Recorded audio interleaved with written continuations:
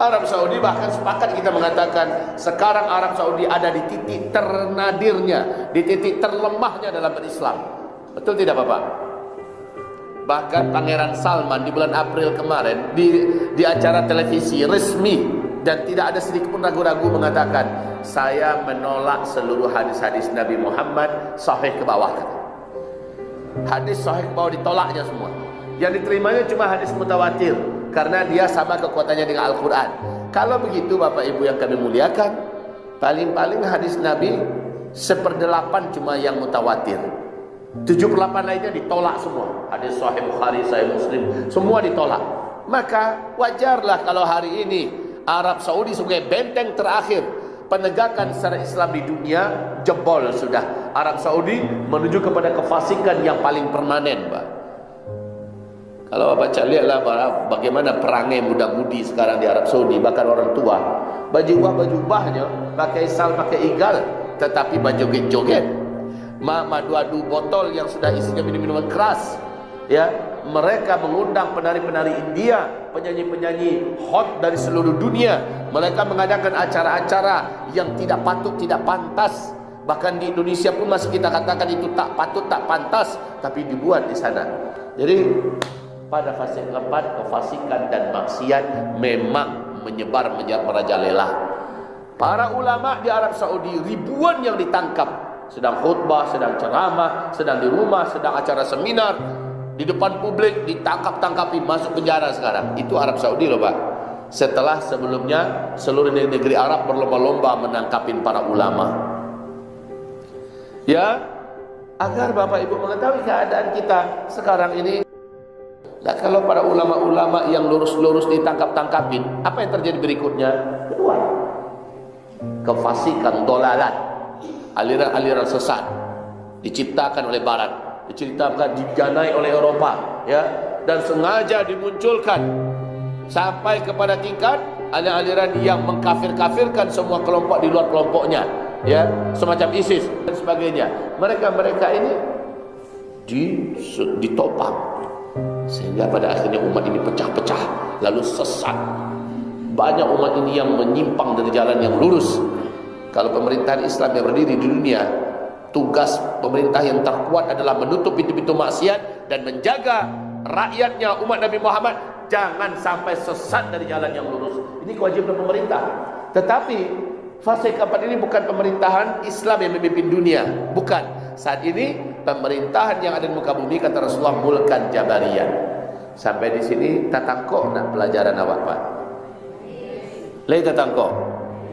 Iko jangan katakan karih guna pelajaran dunia Pak. Bukan masalah karih. Ini pelajaran akhir zaman.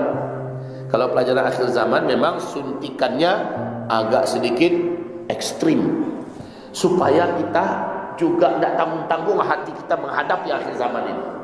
Kalau Bapak Ibu sepakat, Ibu setuju, maka otomatis Bapak Ibu juga akan mengeluarkan semua potensi untuk mempersiapkan diri, menyelamatkan ku anfusakum wa ahlikum nar.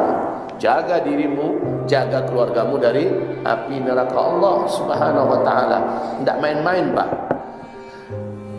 Setelah kesesatan menyebar di mana-mana, maksiat juga beredar. Bapak Ibu sudah tahulah bagaimana moral anak-anak kita sekarang, Pak, ya. Jangankan tingkat kuliah, SD saja sekarang sudah berhasil dan bisa anak SD yang lain. Nggak tanggung-tanggung di depan kawan-kawannya rame-rame karena ada tontonan yang mereka tonton. Mereka dengan leluasa bergaul dengan handphone.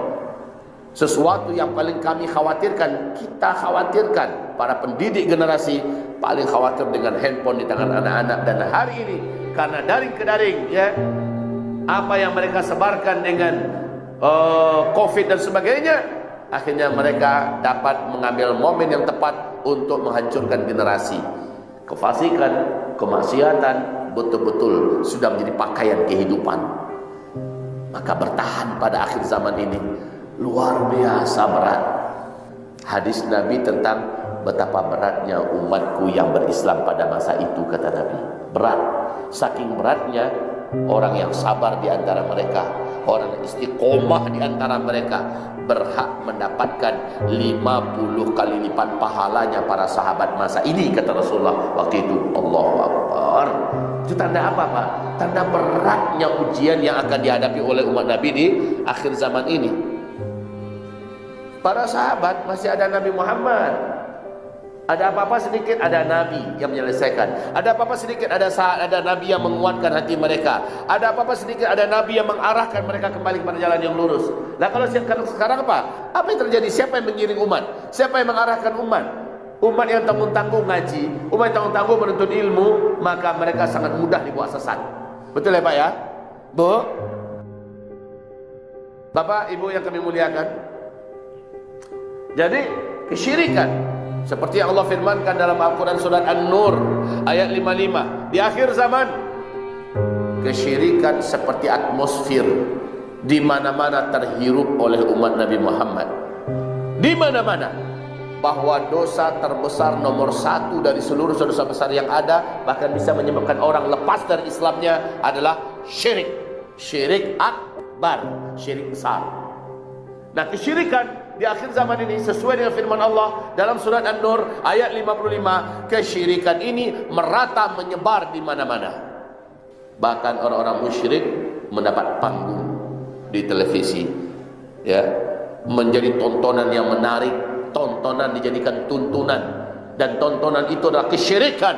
Para dukun-dukun bermunculan, paranormal, peramal-peramal bermunculan di mana-mana. Ya, ajaran-ajaran, amalan-amalan yang mengandung kesyirikan betul-betul mendapatkan tempat.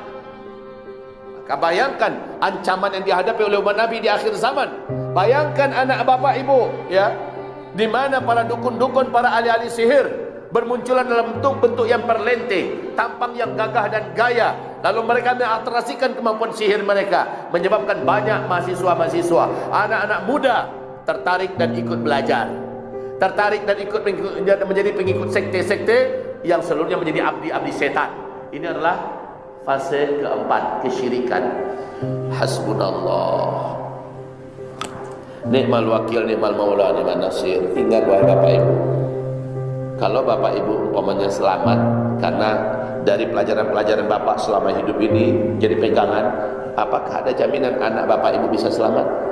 Sudah cukupkah Bapak Ibu memberikan bekal kepada anak Bapak Ibu? Akidah mereka kuat, iman mereka mantap, tauhid mereka lurus. Sudahkah cukup?